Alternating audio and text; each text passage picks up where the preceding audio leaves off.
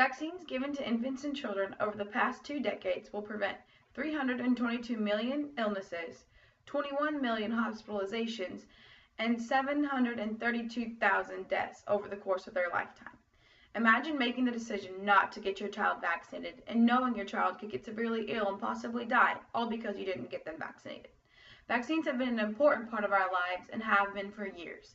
Vaccines save an enormous amount of lives every year, and that is proven through statistics. That alone should be enough assurance to get your kids and families vaccinated and save them from becoming ill. Here is a simple chart showing the flu vaccinations for this year. This chart shows the amount of people who got the flu vaccination this past year. 58% of people did not get their vaccines, while 42% did. This led to almost 12,000 cases of the flu this past year that could have been easily prevented if given the flu vaccine. Now let's move to the history of vaccines. Human beings have been receiving vaccines for almost 2 centuries.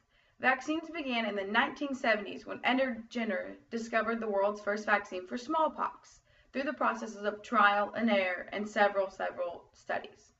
Over time, Jenner saved 530 million lives with this vaccine. Since then, vaccines have evolved to protect us from several harmful diseases that we don't even know. Research studies, trials, and errors have all been done to ensure and inspect every administered vaccine that we receive. Speaking of vaccines, there are several types of vaccines to protect us from a wide variety of diseases. Some of them include, there are 4 categories. The first one is live and attenuated. These vaccines protect from MMR, or measles, mumps, and rubella, varicella, influenza, and the retrovirus. The inactive and killed vaccines prevent us from receiving illnesses such as polio and hepatitis B. We have another vaccine category called toxid, which protects us from vaccines like diphtheria and tetanus. We also have the last category, that's subunit or conjugate, that protects us from hepatitis B, meningitis, influenza, and a few more.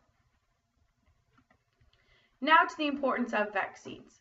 Just a quick look back at how vaccines have improved the quality of life and how important vaccines are should be enough to want to get you and your families vaccinated. Saving lives, lowering the number of diseases, and improving lives are just a few things that make vaccines important. Though we need to keep in mind that vaccines are never 100% effective. They sure have put a stop to hundreds of thousands and millions of diseases.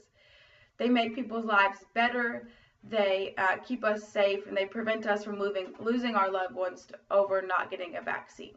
Take measles for an example. Measles is an infectious viral disease causing fever and red rash on the skin. Typically it occurs in children. Measles is it's viral, so it's very easily spread.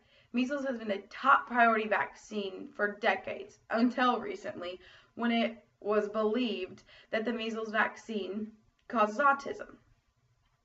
Here is a visual to show you the number of measles vaccines over the past 15 years. As you can see, measles wasn't a big deal until recently when people didn't get vaccinated. We used to have under or about 100 cases per year. Now, we're well on our way to averaging at 300 to 600 cases per year, as you can see.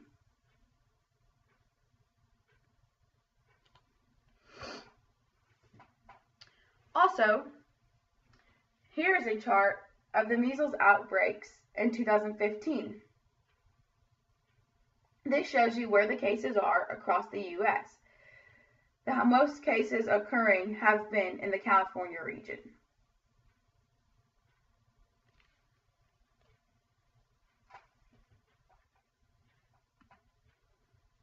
Now that we have some history of vaccines and how these lifesavers began, the different types of vaccines, and how important they are, we should feel comfortable enough to get ourselves and our family and friends vaccinated, without any doubt.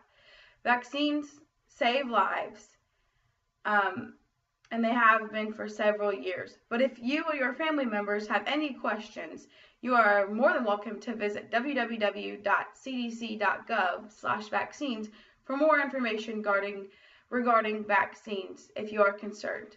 And remember, get you and your families vaccinated before you lose a loved one.